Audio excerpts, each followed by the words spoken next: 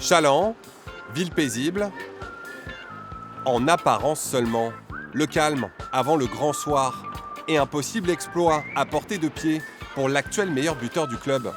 International jeune centrafricain formé à Nantes et aujourd'hui salarié d'un fast-food bien connu, un 32e de finale de coupe au goût d'espoir. J'ai toujours rêvé de jouer ce genre de match. Du coup, j'y pense quand même. C'est pas une parenthèse, j'espère que c'est un début de quelque chose. C'est comme au foot, on se parle beaucoup, il y a beaucoup de communication, c'est très important, les managers ils le répètent souvent, comme le coach le répète aussi. Qu'on soit en cuisine ou devant le comptoir, c'est un travail d'équipe aussi ici. Une équipe bienveillante et un patron compréhensif, lui-même sponsor du club. Journée, off, demain, pour permettre à Thierry d'aller jouer. J'ai pas envie qu'il soit malheureux sur le terrain parce que je pense qu'il aura moins la patate quand il vient travailler. Du coup, nous aussi, on doit faire en sorte qu'il soit bien, surtout dans ces moments-là.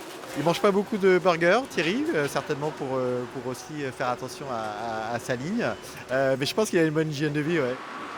Demander sa journée à son employeur, presque une évidence pour Hugo, défenseur du club et agent immobilier. Son patron, Roland Rocher, également président du FC Chaland.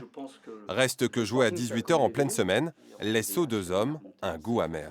C'était surtout dans un souci d'égalité, de dire nous les gars ils travaillent, on n'est pas professionnels, donc est-ce que c'est juste cet horaire-là par rapport à cette contrainte-là?